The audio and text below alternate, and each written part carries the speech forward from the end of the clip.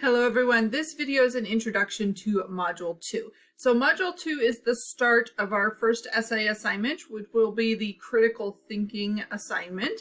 And you will be using critical and rhetorical analysis to write an essay over one of the articles in our textbook. So you'll get an introduction to the essay assignment itself, along with some other additional stuff to help you, some chapters that you'll read, that kind of thing, and use some background to help you out. And then you're also going to outline your essay and you'll turn that in. In the next module, so module 3, is when you'll actually write the essay itself. So if you are one of those people who does need a little bit longer to write, I would go ahead and try and get some of the assignments in module 2 done fairly quickly, the reading, the outline, that kind of thing, so that you can start working on your essay. If you have any questions about it, you can always send me an email, and I'll get to that in just a minute.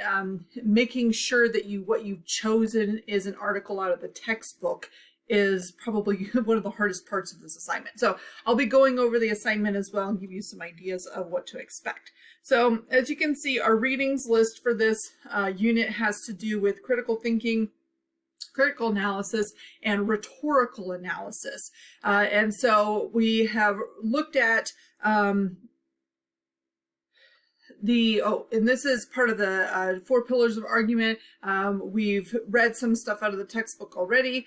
This is part of just kind of the introduction to some of the stuff in the textbook, and that's what you are going to be quizzed over. 4 pillars of argument, use of argumentative thesis, and then you're also going to read information on the like the rhetorical analysis, the critical thinking, and along with that is doing this drawbridge conundrum discussion board, which is really just practicing some of those critical thinking skills. And so for the discussion board, you guys might be familiar with the story, but you can read the story of the drawbridge conundrum, and then you're going to answer the questions and post your ranking of the characters.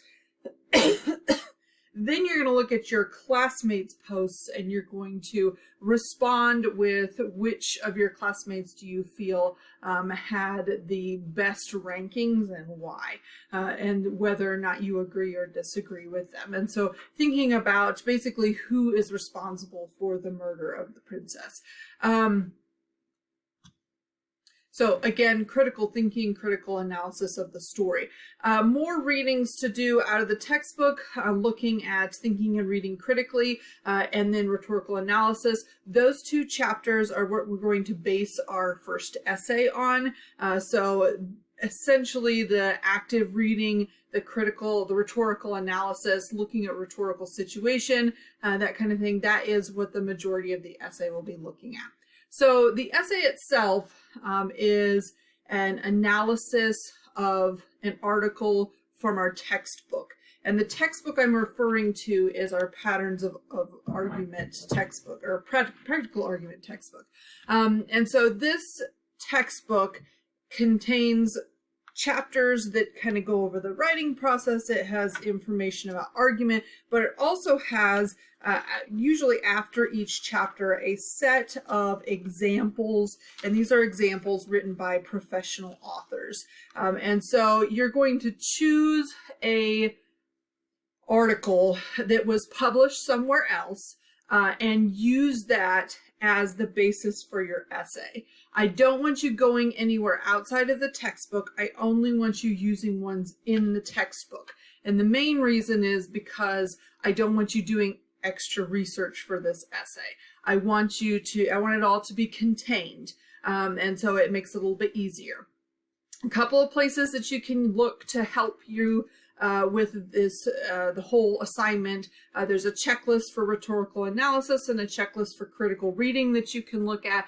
Those are just general questions that can kind of help you out. So for example, on page 113, a lot of what you're doing is more the rhetorical analysis side of it. So on 113, you ask, who is the writer? Is there anything about their background that might influence them?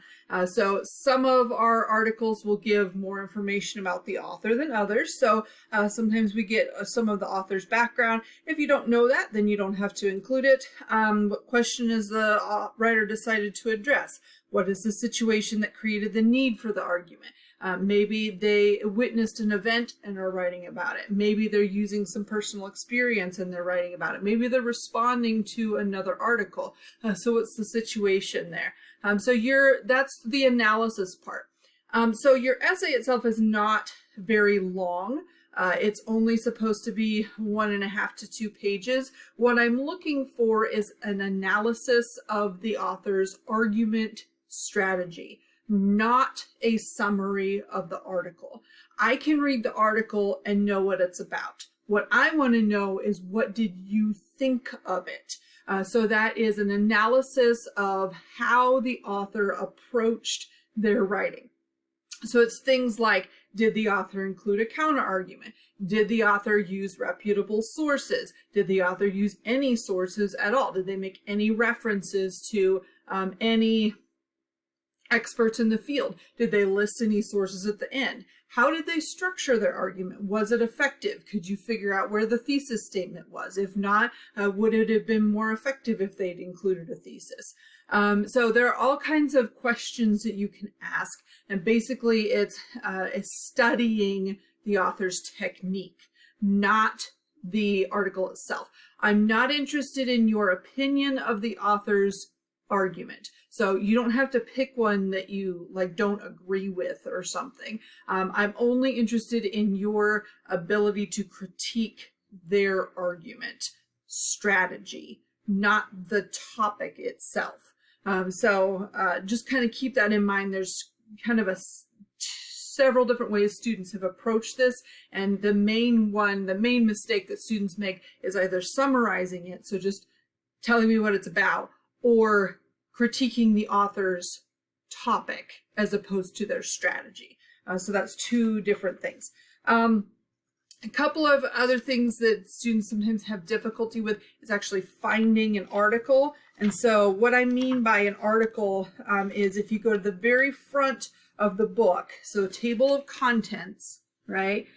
Table of contents, my camera's kind of blurry here. And you can see that, okay, there's thinking and reading critically, and then we can look down here and see these different articles that have been published. Here we've got John Leo, When Life Imitates Video. So this is listed there, and it gives kind of an example of, or a brief description of what it's about. A lot of students like these ones right here in chapter 1, the 4 pillars of argument. You can see, maybe or maybe not, is college education worth the money? David Lionheart, is college worth it? Clearly new data say. Marty Nimk, we send too many students to college. Those are all different articles. You can see the majority of them are fairly short. So they're not hard to read through. They're not hard to respond to, but you want to pick one. I would, if it were me writing this, I would go for a article where I can clearly see what the author was trying to do with it, but that maybe has a few flaws that I can critique. So maybe they don't cover a counter argument. Maybe they rely too much on their own personal experience and they don't have any extra resources or other experts that they've pulled into their writing or something like that, because that will make it pretty easy for me to critique it. If you're not interested in, there's a lot of articles about higher education, obviously as it being a textbook for Comp 2, but there are some others as you go through. You'll see some information about technology. There's some articles about technology. There's a couple of articles about vaccinations. If that interests you, benefits of fracking or not, look at the student loan burden, whether or not the government should do more to relieve it. Again, I'm not interested in your opinion of the topic. I'm only interested in your opinion of the author's argument about the topic. There's some ethical arguments later on. And then there's a whole section of debates, casebooks, and other classic arguments. that's going to be toward the end of the second part 6, chapter 17. It says toward the end of the book, and so there are kind of dual debating articles, helicopter parents, controversial mascots, things like that. So hopefully you'll be able to find a topic that at least somewhat interests you, so it's a little bit easier to read the article. But again, you don't have to care about the topic, you don't have to care about the author's ideas so much as can you critique it is the question. So that is the assignment, and so what you're going to do with that in this module is not write the essay, because we're doing it in the next module. You're going to instead outline your ideas. So I have an example. We've got the link back to the criteria. This is what I want you to include. Once you've done that, you submit it. I'll be able to respond to you and make sure that you are actually using something that you should be using for this assignment, and make sure that your ideas are on point. And then you'll be able to start working on your essay after I have given you some feedback. So if you have any questions, of course, you're more than welcome to email me at any point. Otherwise, I hope you have a great week.